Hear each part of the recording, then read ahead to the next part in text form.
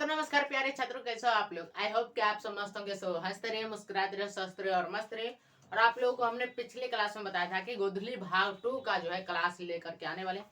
पहले एक चीज यहाँ पर जान लो, गोधली भाग 2 में आप लोग को एक चीज पहले हम बता देते हैं। जितने भी चैप्टर हैं सभी चैप्टर का नाम और चैप्टर के जो रचनाकार है उनका नाम जरूर याद रख लेना, ठीक। क्योंकि वहां से आपके पास 10 नंबर बनेंगे आपके एग्जाम में, तो ये चीज भाई जरूर याद रख लेना। फाइनली आज हम स्टार्ट करने वाले हैं भाई श्रम विभाजन और जाति प्रथा, जिसके लेखक कौन है, डॉक्टर भीमराव अंबेडकर। तो पहले डॉक्टर भीमराव अंबेडकर का जो परिचय है, जीवनी जीवनी छोड़ी जीवनी नहीं कह सकते हैं उसको, परिचय कह सकते हैं कि उनका उनके जन्म कब हुआ, कहाँ मृत्यु हुई, कब मृत्यु हुई, क्या क्या उन्होंने रचना की, उनके माताजी क्या नाम है, पिताजी क्या नाम है, क्या क्या हुआ अपने लाइफ में, कि यही होता है जीवन परिचय, ठीक। तो उनका जो जीवन परिचय है, लेखक परिचय, वो करेंगे। फर्स्ट नंबर आपको जान लेना चाहिए कि चैप्टर का क्या नाम है, श्रम विभाजन और जाति प्रथा। इनके लेखक कौन है भाई, इनके लेखक हैं डॉक्टर भीमराव अंबेडकर। तो यहाँ पर लिख देते हैं भाई, फर्स्ट चैप्टर है श्रम विभाजन और जाति प्रथा। क्या है, श्रम विभाजन, श्रम विभाजन और जाति प्रथा। जाति प्रथा यही होगा भाई, या फिर श्रम, हाँ श्रम विभाजन और जाति प्रथा है, देख लिए थोड़ा। तो क्या है, श्रम विभाजन और जाति प्रथा। जाति प्रथा, जाति प्रथा, जाति ऐसे नहीं लिखा था, ऐसे लिखा था शायद, जैसे भी लिखा था वो, जाति प्रथा। तो ये चैप्टर है, इस चैप्टर के लेखक कौन है भाई, बाबा भीमराव अंबेडकर। कौन है, बाबा भीमराव अंबेडकर, भीमराव अंबेडकर, अंबेडकर। इनके बारे में लगभग बहुत बातें जो है आप लोग जानते होंगे, फिर भी इनके लेखक परिचय को थोड़ा गहरे से जान लेना जरूरी होता है, क्योंकि फर्स्ट चैप्टर में है और इनके लेखक परिचय से आपके एग्जाम में बहुत सारे क्वेश्चन आते हैं। तो देखिए क्या कह रहा है कि बाबा साहेब भीमराव अंबेडकर का जन्म 14 अप्रैल 1891 ईस्वी में महू मध्य प्रदेश में एक दलित परिवार में हुआ था, ठीक। अब ये दलित परिवार क्या होता है, तो भाई दलित परिवार जो उसको जो है समाज में बहुत ही नीच नजरों से देखा जाता है, बहुत ही हीन नजरों से देखा जाता है, उसको दलित परिवार कहते हैं। इस हीन नजर में कौन कौन सब आ जाते हैं, जिन जैसे कह सकते हैं भाई, इस हीन नजरों में चमार नाम सुने होंगे आप लोग, चमार। ये भाई क्लियर आप लोगों को समझा रहे हैं, क्योंकि ये जो हमारे देश में जो जाति प्रथा जो है ना, बहुत बहुत आगे चला गया है, इसको अब कम करना पड़ेगा। तो आप लोग अपने गांव घर में जो है, या फिर आप लोग सुने होंगे चमार, तो ये सब क्या है, इन सबको नीच नजरों से अपने समाज में देखा जाता है कि बहुत नीच जात का आदमी है, इसके साथ खाना नहीं है, पीना नहीं है, उठना बैठना कुछ भी नहीं। तो ये सब जो है, यही क्या है, यही जाति प्रथा है। और इसी के आधार पर जो है उनका विभाजन भी कर दिया गया है, उनके काम का विभाजन कर दिया गया है। जैसे ठाकुर सब जो होते हैं ना, उसको सोनार बोला जाता है, कुछ ठाकुर को हजाम बोला जाता है। जिनको सोनार बोला जाता है उनको कहता है क्या, जो तुम अब सोना का ही काम सिर्फ तुम ही का है, सोना चांदी का काम जो है सिर्फ तुम्हारा है, हीरा मोती का काम तुम्हारा है, ये सब जो जेवर जवाहरात जो है तुम ही बनाओगे और कोई नहीं बनाएगा। हजाम को ये काम दे दिया जाता है, एक ठाकुर आता है जिनको हजाम कहा जाता है। क्या कहा जाता है, हजाम कहा जाता है, यानी कि उनको नाई कहा जाता है। नाई भी आप लोग सुने होंगे, तो ये नाई जिनको कहा जाता है, तो इनको एक काम दे देता है कि तुम बाल बनाने का काम करेगा, बाल बनाएगा, दाढ़ी बनाएगा, मूछ बनाएगा। तो ये सब इनको दे दिया जाता है, बाल बनाने का काम, ठीक। सैलून कह सकते हैं, बाल सैलून बनाने का, ये किनको दे दिया जाता है, इनको दे दिया जाता है, नाई को दे दिया जाता है। इसी प्रकार से सहनी बोला जाता है, मलाह, मलाह आप लोग सुने होंगे, मलाह। इनको कौन सा काम दे दिया गया है हमारे समाज में, तुम मछली ही पकड़ना, मछली ही बेचना, मछली ही काटना, यही काम तुम्हारा रह गया है। भाई ये क्या हुआ, यही जाति प्रथा है, और ये हमारे समाज में बहुत दिनों से आ रहा है, और इसको खत्म करना पड़ेगा भाई। तो इसको खत्म करने के लिए क्या करना पड़ेगा, अपने लोगों को शिक्षित होना पड़ेगा, और जब तक शिक्षित नहीं होंगे ये प्रथा चलती ही आएगी। अभी जो हमने आपको बोला है चमार, तो ये चमार किस लिए बोले हैं, इन लोगों को ये काम दे दिया गया है कि भाई तू चमार है और तुम चमड़ी का काम करेगा, मतलब जानवर जो मरता है उसका चमड़ा जो होता है उसको उखाड़ो, उसी से तुम अपना व्यवसाय चलाओ, जो चीज बनाना है, चप्पल बनाओ, बैग बनाओ, जो चीज बनाना है, बेल्ट बनाओ, जो चीज बनाना है तुम उसी से बनाओ और उसको बेचो मार्केट में। तो ये वाला काम सिर्फ तुम्हारा रहेगा। अगर कोई जानवर मर गया है तो उसको उठा करके फेंकना सिर्फ तुम्हारा ही काम रहेगा। ये कौन सा काम हो गया भाई, ये तो इसी वजह से तो उन सभी को नीच नजरों से देखा जाता है। भाई क्या अपने लोग, कोई क्षत्रिय अपना हाथ काटेगा और कोई चमार अपना हाथ काटेगा, तो उसमें बताओ भाई खून का जो खून निकलेगा, दोनों का खून का रंग सेम रहेगा या फिर अलग अलग रहेगा? दोनों का खून का रंग लाल ही रहेगा। दोनों का खून हो सकता है उसका ग्रुप भी चेंज मैच कर जाएगा, चेंज नहीं होगा, ग्रुप खून का ग्रुप भी मैच कर सकता है। उस टाइम तो जब आप लोग, अगर हमें नहीं बोलना चाहिए लेकिन बोलते हैं, आप लोग जब हॉस्पिटल में जाते हैं, मान के चलिए कोई गया आपके पड़ोस से गया आपके हॉस्पिटल में, अब उनको खून की कमी होगी, अब उनको जो ब्लड मिलने वाला है, उनको पता है कि चमार के शरीर से ब्लड निकला हुआ ब्लड मिलेगा या फिर हमको हजाम के शरीर से निकला हुआ ब्लड मिलेगा या फिर सोनार, इसको सोनार जो सोना चांदी का काम करता है इसको सोनार कहा जाता है, सोनार के शरीर से निकला हुआ ब्लड मिलेगा, या फिर ये मलाह का शरीर से निकला हुआ ब्लड मिलेगा, या फिर नाई के शरीर से निकला हुआ ब्लड मिलेगा। किसके शरीर से मिलेगा उसको क्या पता, कुछ भी नहीं पता है। किसी के शरीर से निकला हुआ ब्लड उसको मिल सकता है। तो उस टाइम तो वो जाति नहीं देखते हैं, उस टाइम तो ये नहीं कहते हमें नीच जाति के लोग का ब्लड मिला है, वो उस टाइम नहीं सोचते हैं। जहां से भी उनको ब्लड मिलेगा वो ले लेते हैं। उस टाइम क्यों नहीं सोचते? अगर जाति प्रथा को इतना ही वो लोग महत्व दे रहे हैं, जो जाति प्रथा में घुसे हुए हैं इतना ही महत्व दे रहे हैं, तो ब्लड भी अपने ही जाति के लोग से लेते, अपने ही जात के लोग से लेते। जो क्षत्रिय है, क्षत्रिय लोग से, क्षत्रिय को राजपूत कहा जाता है, राजपूत। उसी के साथ साथ आ जाता है एक ब्राह्मण जाति आ जाता है, ब्राह्मण। तो ये सब क्या करेंगे जब इन लोग खून की कमी होगी? तो क्या अपनी जात से का मिलेगा इनको खून? किसी भी जात का मिल सकता है। तो उस टाइम ये लोग जात नहीं देखेंगे, उस टाइम देखेंगे भाई खून किधर से मिल रहा है, ये जात नहीं देखेंगे, ये जात नहीं देखेंगे। वो टाइम ये लोग पूछेंगे खून किधर से मिल रहा है, हमको पहले खून चाहिए, किस ग्रुप का खून है सो चाहिए। हमारे शरीर के अंदर मान के चलिए ए पॉजिटिव शरीर खून है, तो अब हमको ए पॉजिटिव खून ही चाहिए, चाहे जिधर से मिले। हम ये नहीं देखेंगे किसके शरीर का खून है, वो हम नहीं देखेंगे। हम उस टाइम यही खोजेंगे कि हमको ए पॉजिटिव खून चाहिए, चाहे वो ब्राह्मण का रहे या फिर राजपूत का रहे या फिर चमार का रहे, मलाह का रहे या फिर कहीं नाई का रहे या फिर सोनार का रहे, किसी भी जात का रहेगा। लेकिन उस टाइम हमें सिर्फ और सिर्फ हम क्या देखेंगे? ए पॉजिटिव खून, ए पॉजिटिव ब्लड। उस टाइम हम ये जाति नहीं देखेंगे। और हम क्या, कोई भी नहीं देखता है उस टाइम, कोई भी अपने जात से खून नहीं लेता है, कहीं से भी उसको खून मिले, लेकिन उसको क्या रहेगा? हमको खून चाहिए, हमारे अंदर खून की कमी है। उस टाइम क्यों नहीं देखते हो भाई? उस टाइम तो देखा करो जाति। ये जो हमारे समाज में जो है, ये बहुत एक गंदी प्रथा चली आ रही है, बहुत समय पहले से चली आ रही है, और इसको खत्म करना पड़ेगा। और इसी चीज पर जो है बाबा भीमराव अम्बेडकर ने है एक बुक लिखी थी, उसी का ट्रांसलेट किया हुआ हिंदी में है। वो बुक जो था इंग्लिश में था, ठीक, उसी को ट्रांसलेट करके यहाँ लिखा गया है, उसका अनुवाद करके लिखा गया है। तो यहाँ पर जो इतना टाइम से जो हम समझा रहे हैं, क्या समझा रहे हैं? जाति प्रथा क्या है, श्रम विभाजन क्या है। भाई जाति के नाम पर तुम काम का विभाजन कर दोगे, ये कैसा जाति हुआ? ये कैसा व्यवस्था है? ये कैसा संविधान? कभी कभी ये सोचने लगोगे जब आप पे आएगा, और आप जैसे मला हो, आपके अंदर टैलेंट है कि आप ये काम कर सकते हो, हजाम वाला काम कर सकते हो, सोना चांदी बना सकते हो, ये टैलेंट आपके अंदर है, और आप मला हो, तो आपको प्रेशर दिया जाएगा अगर कि आप मला वाला ही काम कीजिए, आप ये सोनार वाला काम नहीं कीजिए, और आपको ये मछली काटना, मछली बेचना नहीं आएगा, तो तब आप क्या कीजिएगा? भूखे मरिएगा। उसके अलावा क्या काम रहेगा आपका? भूखे मरिए आराम से। और इसी की वजह से जो है हमारे समाज में जो भूखमरी चली आ रही है, इतने गरीब लोग हमारे समाज में इतने गरीब क्यों हैं, और कुछ अमीर है तो अमीर क्यों है? यही वजह है, श्रम विभाजन और जाति प्रथा। जाति के नाम पर श्रम का विभाजन कर देता है, काम का विभाजन कर देता है, काम को बांट देता है जाति के नाम पर, और जिसके अंदर वो टैलेंट नहीं है, भूखे मरो भाई। कर भी क्या सकते हो? भूखे मरो, इसके अलावा तुम्हारे पास चारा भी कुछ नहीं है। यही है हमारा समाज भाई, और इसको चेंज करने का काम अब आप लोगों के हाथ में है। पढ़िए लिखिए, पढ़ने लिखने के बाद इस समाज को चेंज कीजिए, नहीं तो ये जो वर्षों से हमारे समाज में जो प्रथा चलती आ रही है, ये प्रथा खत्म नहीं हो पाएगी। कुछ ऐसे लोग भी देखते हैं जो पढ़े लिखे हुए हैं, फिर वो क्या बोलते हैं?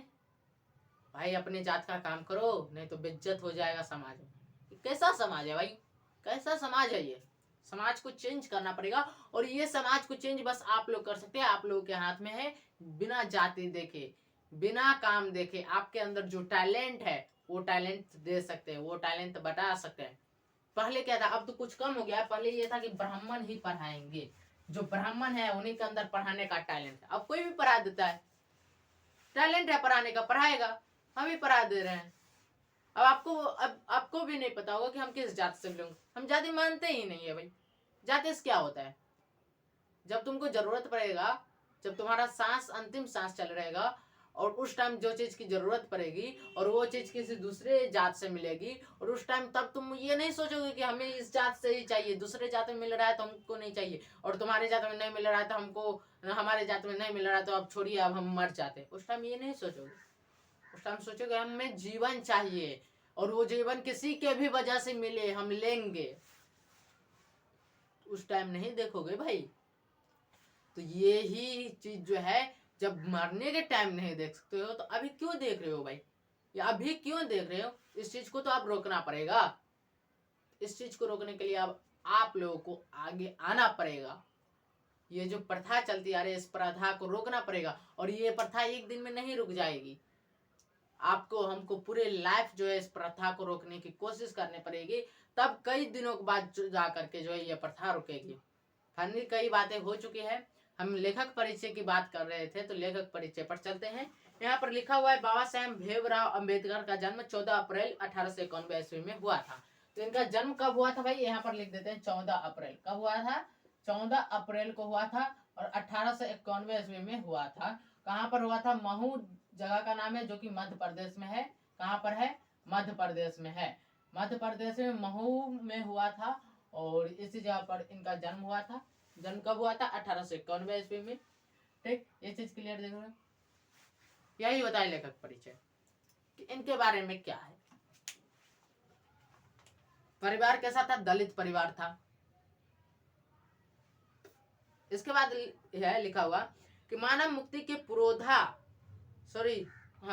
मानव मुक्ति के पुरोधा बाबा साहेब अपने समय के सबसे सुपठित जनों में से एक थे। मतलब जिस टाइम ये थे बाबा भीमराव अंबेडकर, उस टाइम में पूरे समाज में सबसे ज्यादा पढ़े लिखे हुए थे।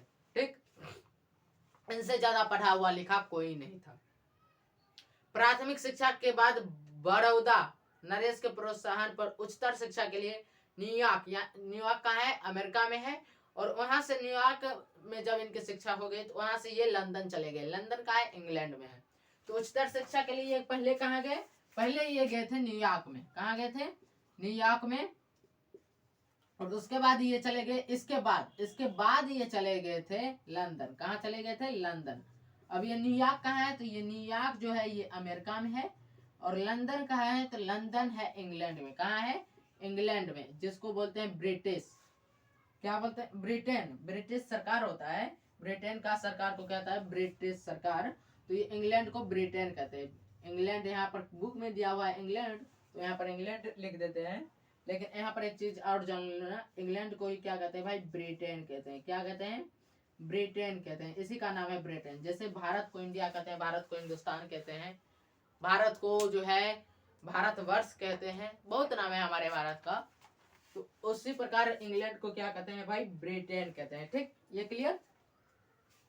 उसके बाद है दिया हुआ कि उन्होंने संस्कृत का धार्मिक, पौराणिक और पूरा वैदिक वांग्मय अनुवाद के जरिए पढ़ा और ऐतिहासिक सामाजिक क्षेत्र में अनेक मौलिक स्थापनाएं प्रस्तुत की। मतलब इन्होंने जो जाति नहीं देखी। बाबा भीमराव अंबेडकर बिना जाति के आधार पर संस्कृत, हिंदी, मतलब जितने भी पौराणिक कथाएं थी सभी पढ़े इन्होंने। ठीक, सब मिलाकर वे इतिहास मीमांसक, विधिवेता, अर्थशास्त्री, समाजशास्त्री, शिक्षाविद तथा धर्म दर्शन के विख्याता बनकर उभरे। ठीक, इनके अंदर बहुत सारा टैलेंट आ गया, पढ़े लिखे बहुत सारा टैलेंट आ गया। स्वदेश में यानी कि अपने देश में कुछ समय उन्होंने वकालत भी की। अपने देश भारत में जो है कुछ दिनों के लिए उन्होंने वकालत की। वकालत मतलब समझते हो, लॉयर का काम किया। ठीक, इन्होंने वकालत की, कोर्ट में जाकर के जो केस लड़ता है वो वाला काम इन्होंने किया। उसके बाद क्या हुआ कि समाज और राजनीति में बेहद सक्रिय भूमिका निभाते हुए उन्होंने अछूतों, जिसको अभी दलित समझाए हैं अभी, उसी को अछूतों कहा जाता है भाई। दलित क्या चमार वाला जाति, अभी समझाए ना कि भाई इतना डिटेल में हमको इसीलिए जाना पड़ा क्योंकि बच्चे समझते नहीं है दलित क्या है। हम भी अपने टाइम पे नहीं समझते दलित क्या है, लेकिन जब समझने लगे तो हमने सोचा हमारे छोटे भाई बहन को इस चीज में दिक्कत ना हो, क्लियर ये लोग समझ ले तो अच्छा रहेगा। और गांव गांव में खास करके ये चीज समझाया जाना चाहिए। तो क्या हुआ कि धर्म दर्शन के विख्यात वकालत भी की और ये राजनीति में सक्रिय भूमिका निभाते हुए अछूत स्त्रियों और मजदूरों को मानवीय अधिकार व सम्मान दिलाने के लिए अथक संघर्ष किया। स्त्रियों को भी सम्मान दिलाए, उसके साथ साथ मजदूरों को भी उनका अधिकार दिलाया।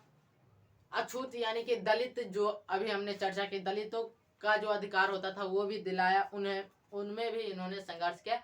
और अभी भी अछूतों को जो है बहुत जो है दलितों को अधिकार नहीं मिला है, उसके लिए संघर्ष करना पड़ेगा। अगला क्वेश्चन दिया हुआ है कि उनके चिंतन व रचनात्मक के मुख्य 3 प्रेरक व्यक्ति रहे, कौन कौन? बुद्ध, कबीर और ज्योतिबा फुले। ये बड़ा ही अच्छा टॉपिक है भाई, यहाँ से क्वेश्चन आता है। बुद्ध ठीक, कबीर और ज्योतिबा फुले। क्या कबीर है और एक है ज्योतिबा फुले। बुद्ध, कबीर, ज्योतिबा फुले। ये जो है ये 3 आदमी इनके मुख्य प्रेरक व्यक्ति रहे थे। ठीक, मुख्य प्रेरक व्यक्ति रहे थे। यहाँ ज्योतिबा नहीं होना चाहिए, ज्योतिबा। ठीक, ज्योतिबा फुले। ये 3 आदमी जो थे इनके मुख्य प्रेरक व्यक्ति रहे। उसके बाद भारत के संविधान निर्माण में उनकी महती भूमिका और एकनिष्ठ समर्पण के कारण ही हम आज उन्हें भारतीय संविधान का निर्माता कहकर श्रद्धांजलि अर्पित करते हैं। भारतीय संविधान का जब निर्माण हुआ तो उस टाइम इन्होंने जो अपनी भूमिका निभाई, बहुत अच्छी भूमिका निभाई थी।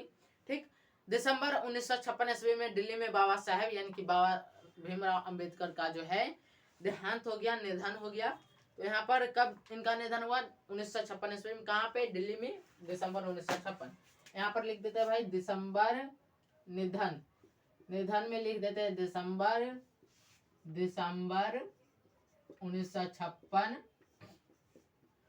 1956 ईस्वी में। कहाँ पर हुआ था? दिल्ली में इनका निधन हो गया था। ठीक, और इन्हें किस नाम से श्रद्धांजलि मिलती है? संविधान निर्माता के नाम से जो है इन्हें श्रद्धांजलि दी जाती है। संविधान निर्माता के नाम से इन्हें श्रद्धांजलि दी जाती है और संविधान निर्माता इन्हें कहा जाता है क्योंकि संविधान जब निर्माण हुआ रहा था संविधान का, तो उस टाइम संविधान में निर्माण के समय इनका सबसे ज्यादा भूमिका रहा, इनकी सबसे ज्यादा जो है आस्थाएं रही। ठीक, आस्थाएं नहीं कह सकते, इनका योगदान रहा संविधान निर्माण करने में। इनके बाद जो सेकंड पैराग्राफ है, आप लोगों के पास बुक होगा तो आप लोग पढ़ लेना। बाबा साहेब ने अनेक पुस्तकें लिखी, उनकी प्रमुख रचनाएं एवं भाषण हैं। इसमें भाई बहुत दिया हुआ है, जैसे the caste in India, their mechanism, ठीक, जेनेसिस एवं and development, the untouchables who are they, ठीक, who are Shudras, Buddhism and communism, Buddha and his Dhamma, thoughts on linguistic states, the rise and fall of the Hindu women. भाई इसमें comma लगाया हुआ है, जहां जहां किताब का बुक नाम खत्म हो जाता है वहां पर कॉमा लग जाता है। ठीक, उसके बाद है एनिहिलेशन ऑफ कास्ट। ये सभी जो है इनकी रचना रही है और सभी इंग्लिश मीडियम है, सभी इंग्लिश में लिखे थे। भाई वकील थे तो वकील भाई इंग्लिश में ही ना लिखेंगे, कैसे लिखेंगे? उसके बाद देखिए हिंदी में उनका संपूर्ण वांग्मय भारत सरकार के कल्याण मंत्रालय से बाबा साहेब अम्बेडकर संपूर्ण वांग्मय नाम से 21 खंडों में प्रकाशित हो चुका है। कितने खंडों में? 21 खंडों में। तो अभी जो हमने बातें बताई, मतलब अभी जो किताब का नाम बताया, ये सभी किताब इन्होंने ही लिखी थी। तो ये सभी किताब इनकी रचना रही है। इस रचना को आप लोग अच्छे से पढ़ लेना। सेकंड पैराग्राफ में यानी कि दूसरा पैराग्राफ में है। ठीक, इसके बाद जो है अब आगे बताएंगे कि इनका सबसे प्रख्यात यानी कि प्रसिद्ध भाषण क्या था वो बताएंगे। तो ये बीच वाला जो दूसरा पैराग्राफ है इसको अच्छे से पढ़ लेना क्योंकि यहाँ से क्वेश्चन आएगा। ये रचना है, ठीक, दूसरा पैराग्राफ रचना ही है पूरे। आगे देखिए क्या दिया हुआ है कि यहाँ प्रस्तुत पाठ, जो पाठ हम पढ़ रहे हैं वो कौन पाठ? श्रम विभाजन और जाति प्रथा। इस प्रस्तुत पाठ जो है बाबा साहेब भीमराव अंबेडकर के विख्यात भाषण एलिहेलेशन ऑफ कास्ट, कौन, एलिहेलेशन ऑफ कास्ट से ली गई है, जिसका अनुवाद जो है ललय सिंह यादव द्वारा किए गए हिंदी रूपांतरण, क्या, हिंदी रूपांतरण जो है जाति भेद का उच्छेद से किंचित संपादन के साथ लिया गया है, जो चैप्टर अभी हम पढ़ने वाले हैं यानी कि नेक्स्ट क्लास में। ठीक, आज तो यहीं तक रहने देंगे। लेखक परिचय। यह भाषण जाति पाति तोरक मंडल लाहौर के वार्षिक सम्मेलन 1936 के अध्यक्षीय भाषण के रूप में तैयार किया गया था, परंतु इसकी क्रांतिकारी दृष्टि से आयोजकों की पूर्णतः सहमति न बन सकने के कारण सम्मेलन स्थगित हो गया और यह पढ़ा न जा सका। मतलब ये जो भाषण है बाबा भीमराव अंबेडकर ने लिखा था, भावा नहीं बाबा भीमराव अंबेडकर ने लिखा था, लेकिन वहाँ जो लाहौर में जो ये भाषण देते वहां पर क्या हो गया, सम्मेलन में असंतुलन आ गया, सम्मेलन अच्छे से नहीं हो पाया, ठीक से नहीं हो पाया, जिसके वजह से ये भाषण नहीं दे पाए और ये जो भाषण को जो है रोकना पड़ा और ये नहीं पढ़ पाए इस भाषण को, तो इसका हिंदी रूपांतरण किया गया। ठीक, बाद में बाबा साहेब ने इसे स्वतंत्र पुस्तिका का रूप दिया, क्या चीज का, स्वतंत्र पुस्तिका का रूप दिया। प्रस्तुत आलेख में वे भारतीय समाज में श्रम विभाजन के नाम पर मध्ययुगीन अवशिष्ट संस्कारों के रूप में बरकरार जाति प्रथा पर मानवीयता, नैसर्गिक न्याय एवं सामाजिक सद्भाव की दृष्टि से विचार करते हैं। जाति प्रथा के विषमता पूर्वक सामाजिक आधारों, रूढ़ पूर्व ग्रहों और लोकतंत्रों के लिए ठीक अस्वस्थकर प्रकृति पर भी यहाँ एक संभ्रांत विधिवेता का दृष्टिकोण उभर सका है।